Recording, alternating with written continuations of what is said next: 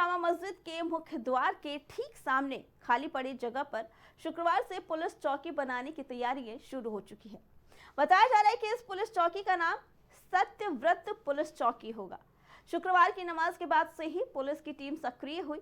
इससे पहले पुलिस चौकी के लिए जमीन की पैमाइश की गई, फिर चूना डालकर जमीन पर निशान लगाया गया, जिसके कुछ ही देर बाद छोटी जेसीबी मशीन से नींव की खुदाई शुरू हो गई। हालांकि कुछ देर बाद ही छोटी जेसीबी की जगह बुलडोजर बुलाया गया और शाही जामा मस्जिद के बाहर खाली पड़ी इस जगह पर जेसीबी से नींव की खुदाई शुरू कर दी गई।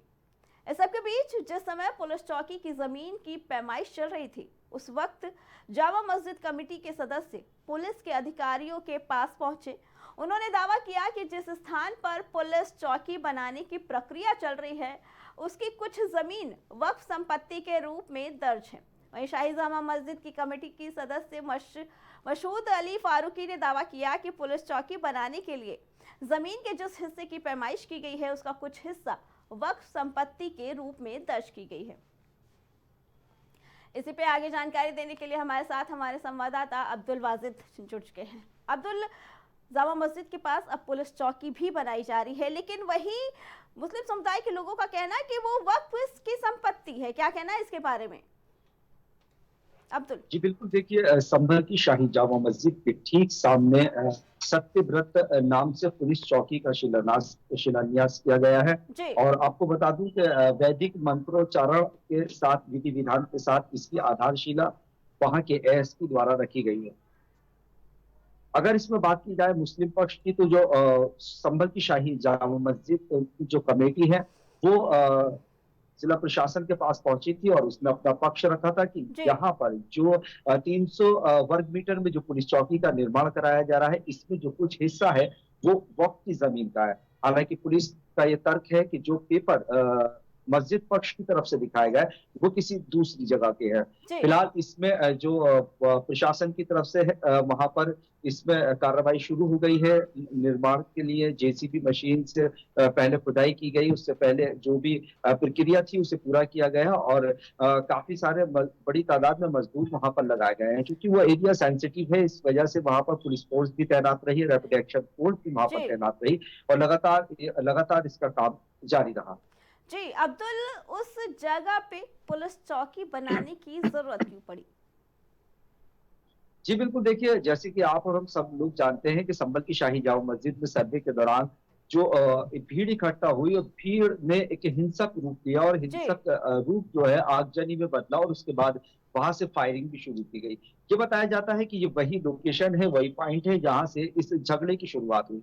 तो पुलिस आने वाले वक्त में इस चीज को, कानून व्यवस्था को मद्देनजर रखते हुए ये देखना चाहती है कि यहाँ पर एक ऐसी पुलिस चौकी का निर्माण कराया जाए जिसमें 24 घंटे ये पुलिस चौकी में पुलिसकर्मी मौजूद रहे और किसी भी जो शरारती तत्व है, जो इस तरह की घटना को अंजाम देना चाहते हैं, उनके मंसूबे नाकामयाब हो सके। इस वजह से संभल प्रशासन ने ये इनिशिएटिव लिया है और कहीं ना कहीं आने वाले वक्त में ये बेहतर रहेगा जिस तरीके से वहां के हालात हैं कि इस तरीके से पुलिस चौकी वहां पर बनाई जाए। हालांकि यहाँ पर जो मस्जिद पक्ष है उसका आरोप है कि जगह वक्त की थी और पुलिस ने इस पर अपना बयान भी जारी किया है।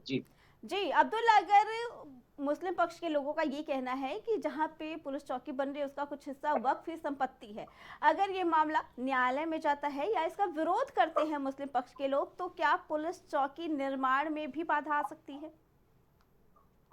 जी बिल्कुल, देखिए हमने इससे पहले देखा कि सर्वे के दौरान जो वहां पर संभल की शाही जामा मस्जिद में जो सर्वे हुआ उसको लेकर जो ट्रायल कोर्ट थी वहां पर पक्ष पहुंचा था, लेकिन ये मामला सुप्रीम कोर्ट पहुंचा और सुप्रीम कोर्ट ने साफ तौर पर आदेश दिया कि ट्रायल कोर्ट इसमें किसी भी तरह का डिसीजन नहीं लेगी। तो ये मस्जिद पक्ष का अधिकार है, वो जा सकती है कोर्ट, उसके बाद स्टे के ऑर्डर भी मिल सकते हैं। हालांकि वहां पर उन्हें अपने प्रूफ दाखिल करने पड़ेंगे, उसके बाद कोर्ट की प्रक्रिया है जो वो आगे बढ़ाई जाएगी, जहां तक मुझे जानकारी।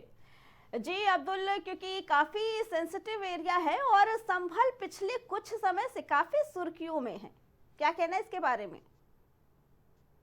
जी, बिल्कुल यकीनी तौर पर जिस तरीके से 1 महीना पहले वहाँ पर संभल की शाही जामा मस्जिद में सर्वे के दौरान जो बवाल हुआ, आगजनी हुई, फायरिंग हुई और उसके बाद 4 जो युवकों की मौत हुई। तो जी। कहीं न कहीं मामला तो सेंसिटिव है ही, लेकिन उसकी सुरक्षा के मद्देनज़र वहाँ का प्रशासन भी ये चाहता है कि आने वाले वक़्त में इस तरह के हालात ना बने और कानून व्यवस्था ना बिगड़ पाए जी। और लॉ एंड ऑर्डर किसी को बिगाड़ने की ना कोई ना बिगाड़ पाए, इस वजह से वहाँ पर इस तरीके की पुलिस चौकी और मस्जिद के शाही जामा मस्जिद के ठीक सामने बनाई जा रही है। तो कहीं न कहीं पुलिस का ये उद्देश्य है, मकसद है कि किसी तरीके से अगर वहाँ के हालात फिर दोबारा से इस तरह के बनते हैं, माफ़ जी। कीजिएगा, इस तरह के हालात ना बने, इसलिए इस तरह के कदम मुझे लगता है कि उठाए गए। जी, और अब्दुल, साथ ही जो बावड़ी की खुदाई चल रही थी उसको लेकर भी रोज कोई पक्ष सामने आ रहा है जिनका कहना है कि वो बावड़ी पे उनका अधिकार है। क्या कहना है इसके बारे में?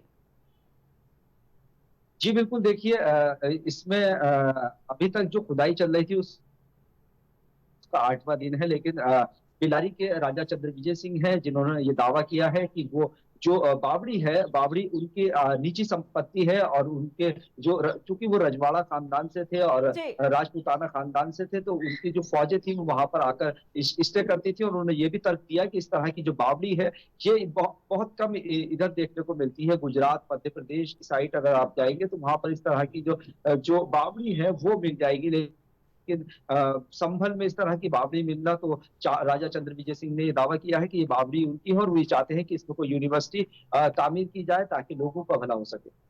जी, अब्दुल, आपका बहुत-बहुत धन्यवाद।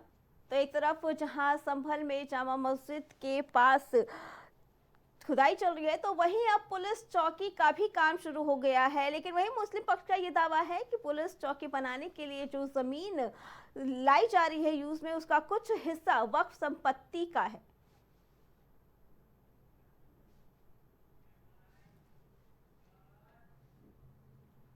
शहर शहर खबर खबर में फिलहाल इतना ही। बाकी खबरों के लिए देखते रहे प्राइम टीवी। कुछ